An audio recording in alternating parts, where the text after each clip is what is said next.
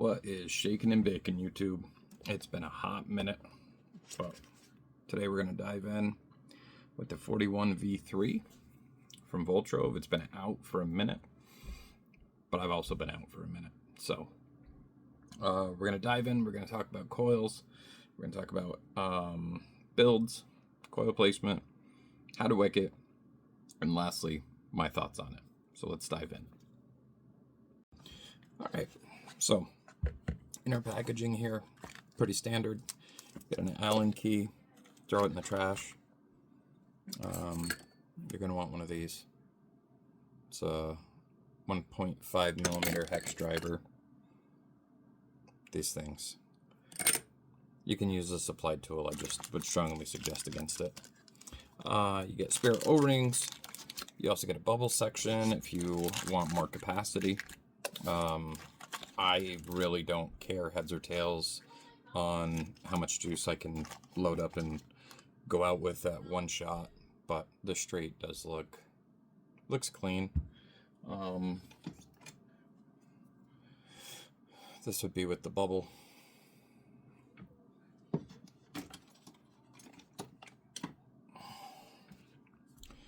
But some features with this one that I like is the top. The top's threaded. It's not a quarter turn. I don't know. I'm not a fan of that latch type system. I just feel like this works much better. I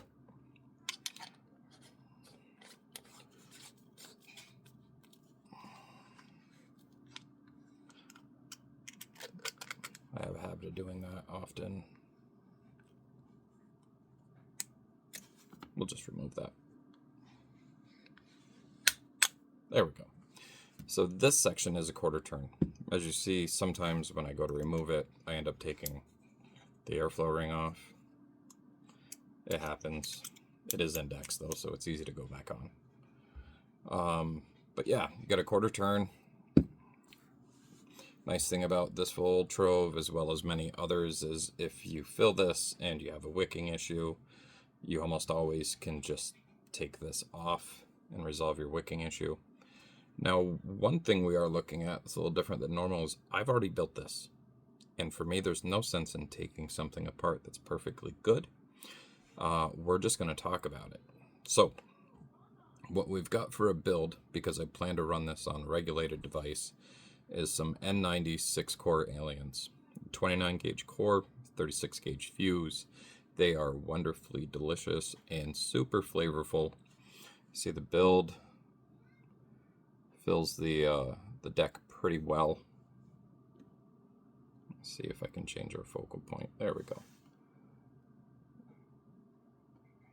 Yes, I know it's not perfectly straight, but what you're seeing is how I got down with it, and you'll see how low my coils are. So you can get away with a little bit longer leg, but I'm almost certain that these are 4 millimeter. So what we're going to do is we're going to pop one out. We're going to take a look. All right, so we needed some tooling. So we got some tooling.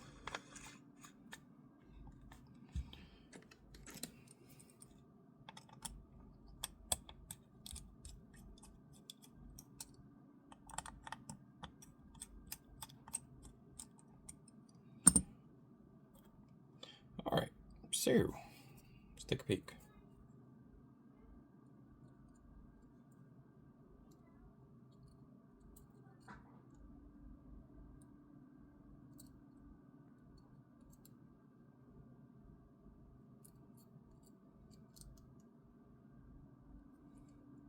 Yeah, mine are 4.5 millimeter as well. Take your coil out. Always use a rod. Keeps your legs from getting all weird. Usually. We're going to send that home. With one of these tools, you want to be careful not to over tighten, because you can run into issues. But get her nice and snug.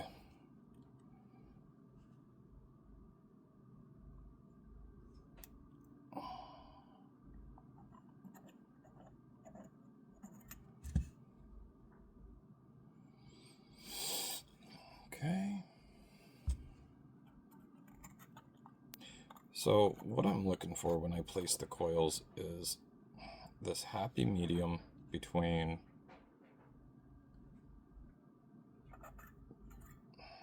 covering your airflow ports so that the air has to move around the coil, so it's going to pick up a lot more flavor,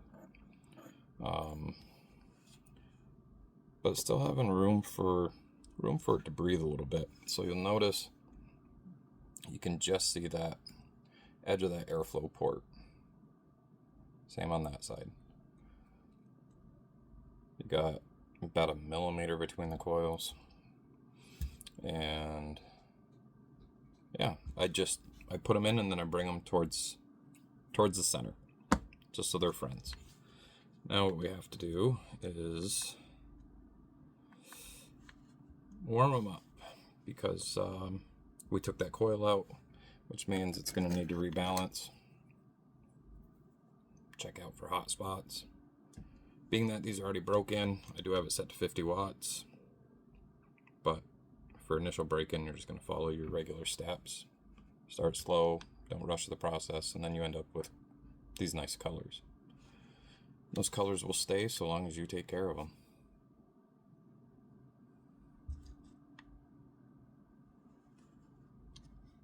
Not over the moon about my coil height here. Now I got it nice and hot. There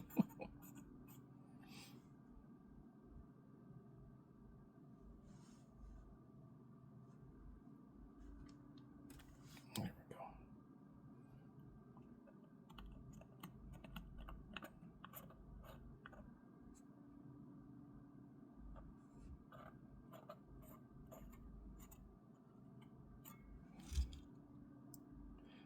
That's better. So what I did there was just slid this tool in and then just went on each side, applied some even pressure, and stretched the legs just a little bit. Realistically, you could probably get away with 5 millimeter.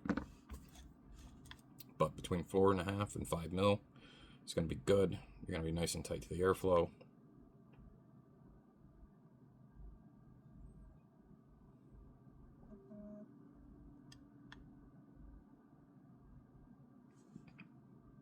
You'll notice one side is heating up slower. That would be the side that I just cooled down with the drill bit.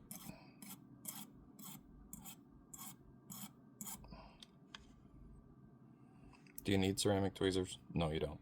Are they helpful? Yeah, because you can touch your coils while you're bolting them and, well, not cause any issues. But we're heating evenly, so let's take this up. I'm going to go up to 100 watts.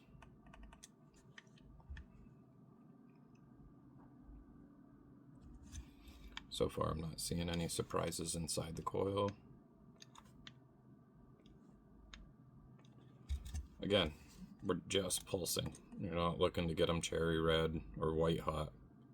That's only damaging to your coils. We're up to 165. So my rule of thumb is I always try and break my build in and do little pulses like this at the intended wattage that I'm going to run it at, plus or minus. So realistically, I run this build at 300 plus watts. So at a minimum, I'm going to check at 300. Again, little clicks.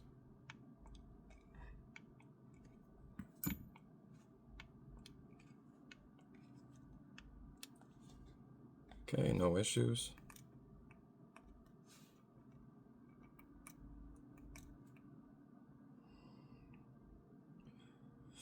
May as well go right up to 400 watts. Dry firing at 400. Yes. Dangerous. Recommended? No. However, we're just doing little clicks. Okay. Now that we're broke in, let's talk about wicking. In case you don't know, Muji pads. Organic, Japanese cotton, Amazon. They're all I've used for years. Is there probably better out there? Absolutely. To me, does it make any sense? No. These are my bread and butter. I'm comfortable with them. I know how much cotton it takes to wick a coil. It's just, these are what I use. So for 5 millimeter ID, we're going right around 1/3 of a pad.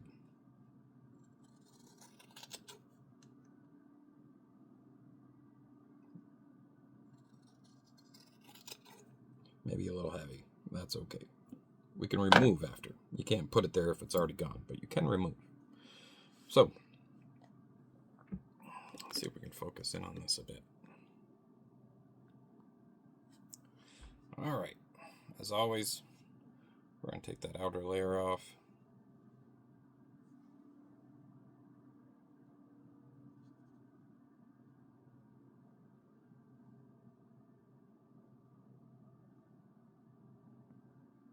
We're going to grab our ends. Just give it a little stretch. You always want to make sure your hands are clean. Whatever's on your hands is going to end up on your cotton. So always wash your hands. Good scrub with Dawn dish soap. Okay, notice we have a little resistance. That's exactly what we're looking for. I always try and cheat my cotton as far this way as I can because I know I'm cutting that end off. So I'm trying to get rid of anything I touched a lot, if that makes sense.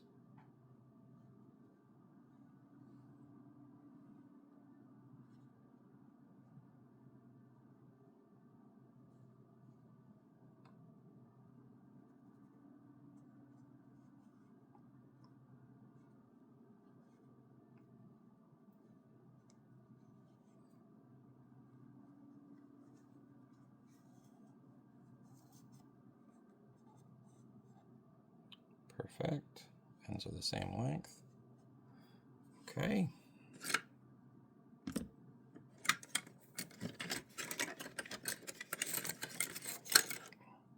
A couple extra tools of the trade. Boom, boom.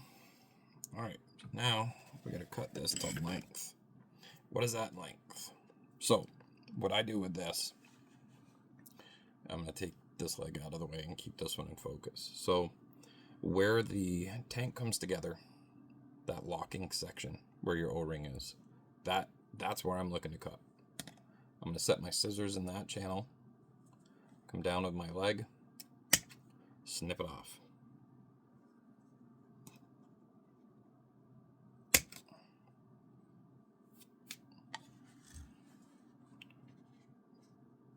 This side over here, because I just eyeballed it to where I knew I wanted it, we're just going to take the ends off, clean it up a little bit.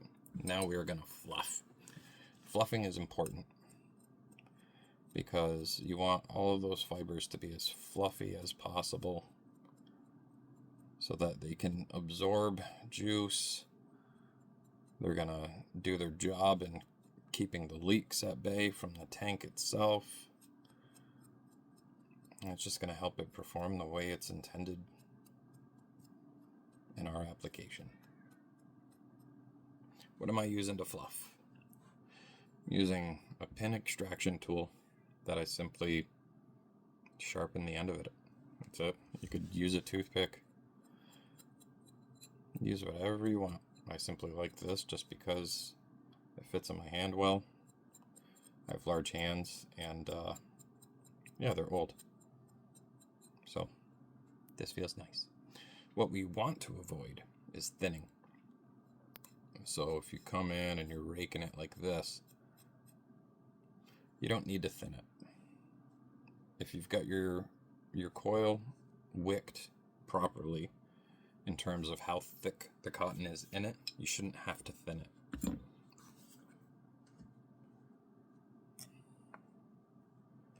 All we're going to do now is simply get our cotton into our juice well.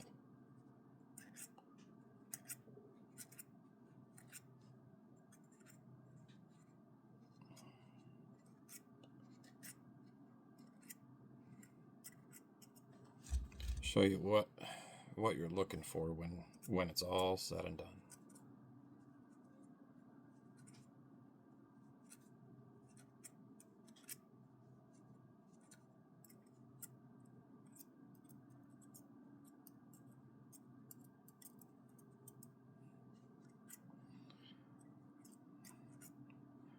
All right, so we're wicked up, and what you're looking for is you notice that cotton is basically kissing the bottom a I say kissing but heavy.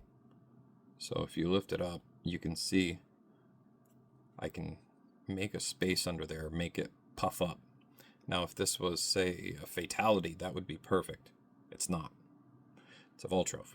So you want that cotton, when it goes into the juice well, to be tucked right down, nice and flush, kissing the bottom of that juice well. Like so. Our other side, as you can see, is identical. That's what you're after. If you wick it too light, it's gonna leak. I'll tell you that for free. Alright, so sauce for today. We're actually going to be trying out a new recipe that I've been working on. It's called, well, this is the original name. It's called Clown. I'll end up calling it something goofy later, but it's a raspberry yogurt.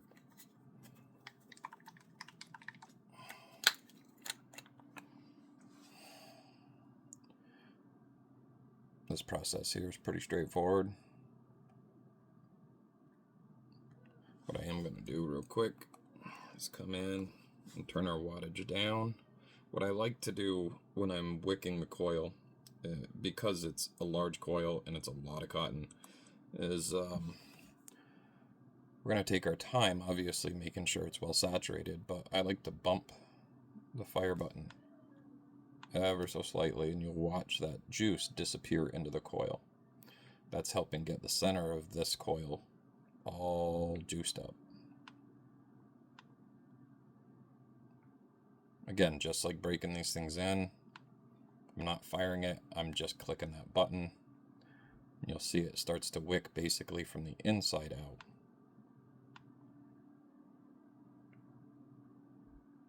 Is this a game breaker, like deal breaker, like you have to do it like this? No, you don't. This is just how I do it. Doesn't mean it's right, doesn't mean it's wrong. That's just how I get down. Start coming over here. Being friends over here. Friends over here.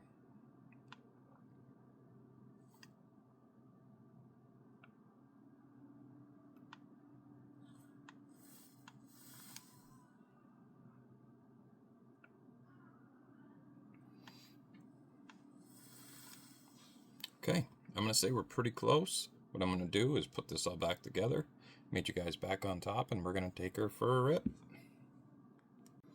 Alright, back up top.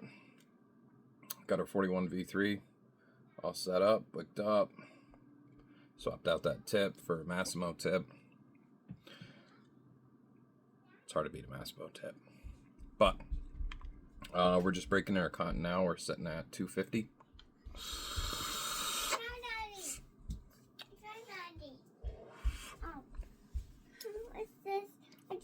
Coffee. What's this? It's a mod. Come on. So that might be part of the reason why I haven't had so many appearances on YouTube lately. Oh, thank you, honey. She's very helpful. Where's the cup? Where's the cup, baby? But yeah, we'll take a few cents at 250.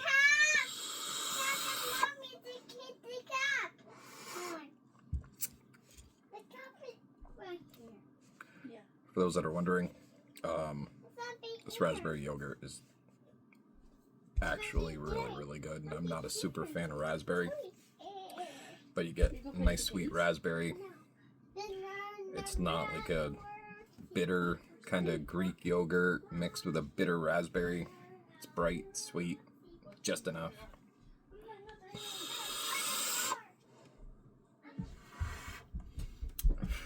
Sun's shining, but it's deceiving. It's not warm out. Granted, there's places colder on Earth, but it's currently 15 out. Feels like 8 degrees. And in the last 2 days, we've got 16 inches of snow. Maybe 14. So, yeah. It's good. It's great.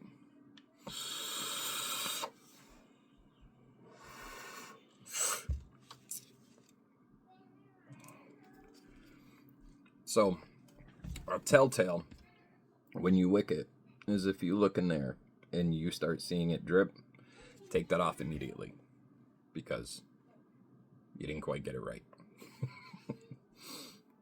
You didn't get it right, but that's okay. There's always try again. But now let's go up to 325.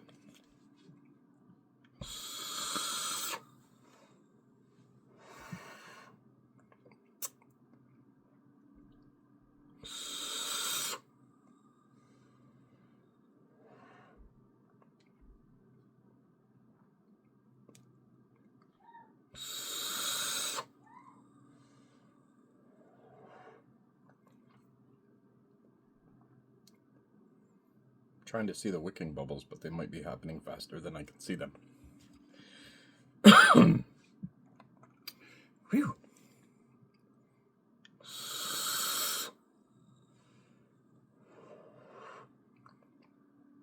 Or she's just wicking right along. That's it though.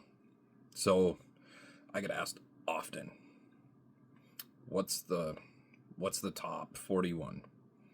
Is it the OG? Is it the LE? Is it the V2? Is it the V2 LE?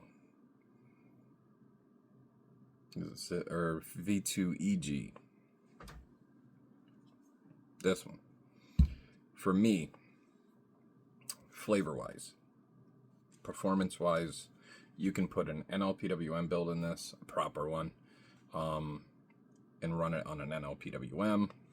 You can put a DNA build in it. This tank does not care. For me, in all regards, if I had to choose a 41 V3 is it for me.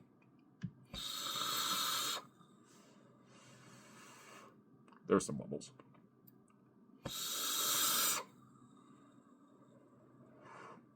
Glub, glub, glub. It's just, it's an excellent tank. It's an excellent tank. Is it excessive? Yeah, it's excessive. It's a 41 millimeter tank. But realistically, if you're into this stuff and this is what you're doing and you don't have one of these, my 2 cents, you're missing out.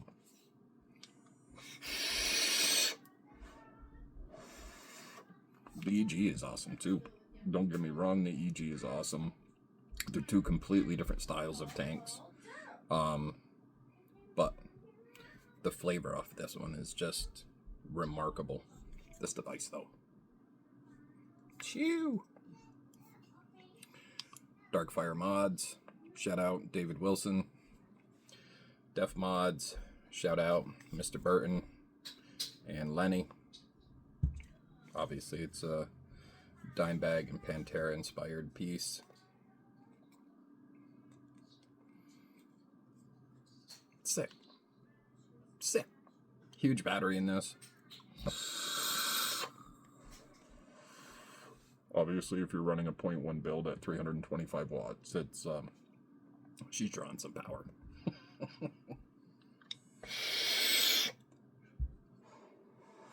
But, that's my shakedown.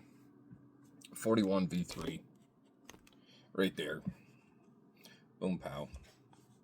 Love this tank. Love what Mark's done for us people out there that don't run disposables. Nothing against disposables, but get a real setup. Get a real setup. Know what's going into your juice. What's in your coils. What's in your cotton. What you're putting into you.